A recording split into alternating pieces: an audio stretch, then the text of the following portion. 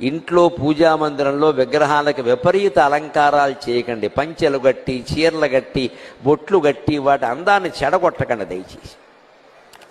ఎలా ఉందో అలా ఉండనియండి. ఫోటో అయినా సరే, విగ్రహం అయినా సరే. ముందు తడిగుడ్డ పెట్టి తుడవండి, తర్వాత పొడిగుడ్డ పెట్టి తుడవండి. ఒక్క పువ్వు పెట్టండి, ఎక్కువ అక్కర్లేదు. అక్కడ ఓ నమస్కారం పెట్టండి. ఆ పువ్వు మీ మనస్సు అమ్మవారి దగ్గర పెట్టారు అంతే లెక్క.